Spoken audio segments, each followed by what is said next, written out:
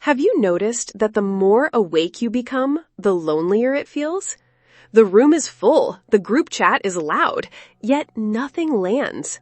You hear the subtext in every sentence, feel the tension behind every smile, and the small talk that once carried a night now scrapes like sand. It isn't that you've turned cold, it's that your nervous system has stopped chasing noise for safety. You're listening for truth now, and truth is quiet. When the mind drops its old program, prove, perform, please, your life sheds sound like a tree shedding leaves. What remains looks bare, and the bareness scares you. But it's not a void, it's a field that's finally been cleared. Most people never tell you this part. Awakening gets marketed as light and bliss.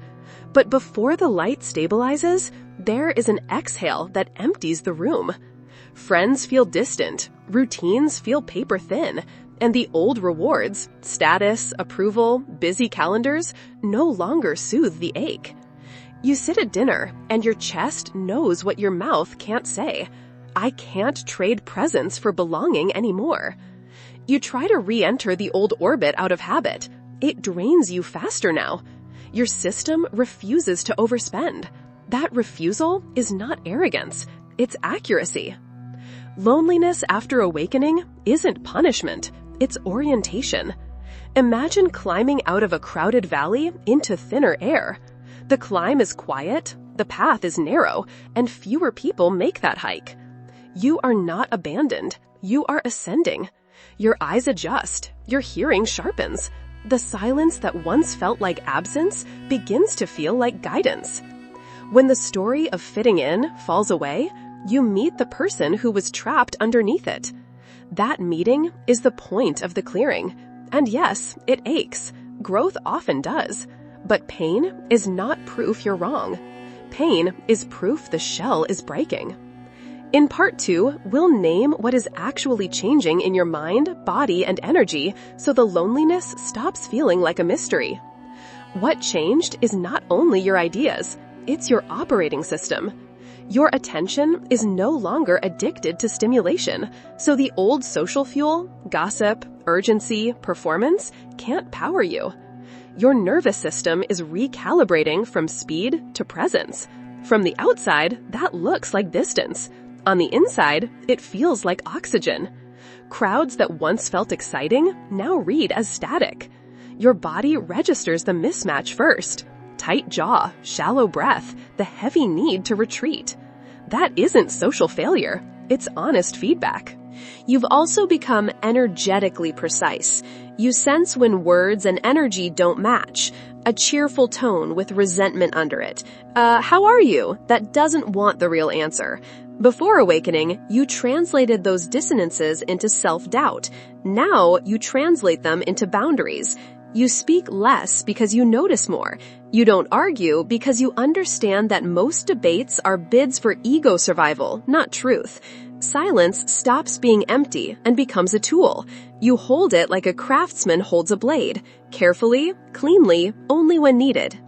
Another shift. Your values have pivoted from performance to coherence. You can't stay where your inner yes is missing. You can't laugh on command. You can't sell your piece for a seat at the table. This isn't superiority, it's sobriety.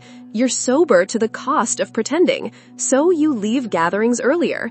You let texts go unanswered until your body says yes. You choose depth over access. Depth is slower, so your circle shrinks. Let it. Gardens thrive with spacing. People will project. You've changed. They're right. You're choosing a nervous system that doesn't live on drama. You're choosing conversations that nourish. You're choosing fewer inputs and truer outputs. Those choices look like detachment to the untrained eye. In reality, they're attachment to reality, to honesty, to your soul's bandwidth. And once you feel that click of coherence, you can't unknow it. Here's the trap that catches many awakened hearts: guilt. You sit in your car after another draining event and think, why can't I just be normal? Why can't I enjoy them like before? Guilt is the echo of an old contract. I'll abandon myself so no one has to feel discomfort. Awakening voids that contract. Your system refuses to pay with your peace. That refusal feels like betrayal at first because you've called self-abandonment kindness for years. It wasn't kindness. It was a survival strategy, and you don't need it anymore. Let's talk about grief too. You're not only losing people, you're losing identities. The entertainer, the fixer, the always available one. Those roles gathered applause. Letting them die will sting. Allow it. Tears are not regressions. They're rinses. Speak to your former self with respect. Thank you for getting me here. I won't make you carry what I can carry now. That is self-parenting in real time. It softens the guilt and matures the boundary. Practice this in small, holy ways. Say no without a thesis. Offer shorter, truer answers. When someone tries to pull you back into the old script, why so quiet? Smile and let the question hang. Your silence will agitate some. That agitation is not your job to solve. It is their invitation to grow. Your job is to remain coherent. Notice how your body exhales when you choose congruence over compliance. That exhale is your compass. You'll also catch yourself judging that. Be careful. Shame keeps you orbiting what you've outgrown. Gratitude lets you exit. The old you walked through fire so you could stand here and see clearly. Honor that labor. Then keep walking. The most radical sentence in this season is simple. I choose me without making you wrong. That line ends the war inside and ends the need to win outside. Peace returns in proportion to how cleanly you hold it. Solitude becomes different when you stop treating it like a penalty box. It starts as a quiet you resist and matures into a quiet you crave. You notice textures you used to sprint past, the way morning light drapes the wall, the low hum of the fridge, the drum of your own heartbeat when the house is still. These aren't small. They're the re-entry points to presence. Presence feeds meaning. Meaning feeds stability. That stability is what your next life will be built on. Create simple, repeatable rites that anchor you to the real. A slow glass of water before your phone. 10 honest breaths at the window. A page of uncensored words. Ask, listen, write what arrives. Walk without headphones until your thoughts settle from sentences into sensations. None of this performs well on the internet. All of it performs miracles in the nervous system. You're teaching your body that safety can be quiet. Once it believes you, hunger for noise fades. From here, magnetism replaces chasing. You stop auditioning for rooms that require a mask. You stop over-explaining to people determined to misunderstand. You spend your best hours on work that feels like prayer, making, tending, learning, serving. The audience shrinks, the depth deepens, and the right eyes find you when they're meant to. Soul-true connections arrive like clear weather. No warning, no force, no drama. You recognize them by the calm in your chest and the absence of performance in your voice. Not everyone will walk with you. That is mercy, not loss.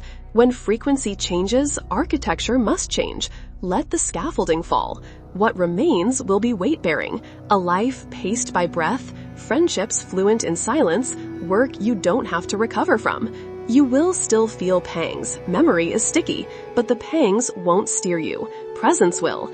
And once presence leads, loneliness recodes itself into something you never expected. Room. Room to hear, to heal, to become. Now comes the hardest lesson of this season, learning to trust the emptiness. Most people rush to fill it. They grab new friends too quickly, force a purpose, overcommit just to silence the echo.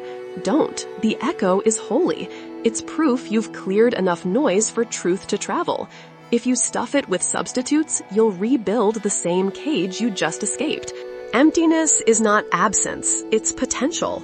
Think of a field after harvest. At first, it looks bare, stripped, even lifeless. But under the soil, nutrients are recalibrating, preparing for the next season's growth. That's you. Your roots are feeding on stillness, your soul is rewriting your compass, and that cannot be rushed.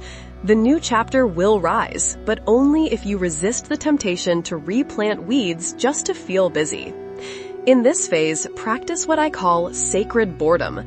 Let yourself sit without distraction. Notice the twitch in your fingers that wants to scroll. Notice the anxiety in your chest that whispers, do something. Don't obey it. Stay. That discomfort is your ego detoxing from constant stimulation. If you breathe through it, on the other side is a quiet so full it feels alive. That's where new meaning seeps in, not in fireworks, but in whispers. You'll start to feel nudges. A book title catches your eye 3 times in a week. A stranger's sentence rings in your chest longer than it should. An idea visits you in the shower. Subtle but persistent. These are not coincidences. They are the first sprouts in your cleared field. Don't demand they turn into a 5-year plan overnight. Tend them gently. Write them down. Let them breathe. Here's the paradox. The less you chase meaning, the faster it finds you. Because meaning isn't manufactured, it's revealed. It's revealed in your breath, in your noticing, in your willingness to stay empty long enough for your soul's signal to get through. And once it does, you'll realize the loneliness wasn't an exile at all, it was initiation. As you lean into this initiation, something profound begins to shift. You stop fearing your own company. Where once silence felt heavy, now it starts to cradle you. The more you sit with yourself, the more you realize that solitude isn't emptiness, it's intimacy. It's the first time you've truly met the unmasked version of you, and in that meeting, an unshakable trust begins to form. This trust is different from confidence. Confidence depends on circumstances. It rises when things go right and crumbles when they don't. But trust in yourself runs deeper. It says, even if I fail, I know how to begin again. Even if I lose, I know I'll still be whole. That's the kind of foundation loneliness builds, if you let it. It strips away the applause, the distractions, the roles, until only you remain. And in that stripped down space, you find out you were never incomplete to begin with. You'll notice your choices begin to change too.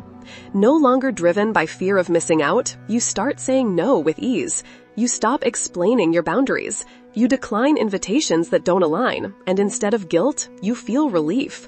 Because now you're choosing peace over performance, depth over distraction, and that choice changes everything. This is the gift hidden in loneliness. It rewires your relationship with yourself. It turns self-doubt into self-trust, external validation into inner knowing. It shows you that you don't need a crowd to feel whole. You just need to stand in your own truth, fully and without apology. And when you reach that point, something magnetic awakens in you. You're no longer chasing belonging. You've become it. Here's the quiet truth most people never reach. The loneliness you feel after awakening was never a verdict. It was a vow your soul made to reality. When you stopped performing, life started rearranging. The rooms that once rewarded you for being loud don't invite you anymore, and the rooms that honor stillness begin to open in the most unassuming ways. A barista remembers your name and asks a real question. A stranger's sentence lands in your chest like it was written for you. A book finds you on a shelf you never meant to browse. None of it looks grand from the outside, but inside, you can feel the click. Resonance has a sound, soft, unmistakable, like a door easing open. You notice how your center doesn't wobble the way it used to. The old hooks, status, attention, the rush of being chosen lose their grip. What pulls you now is simpler and harder to fake.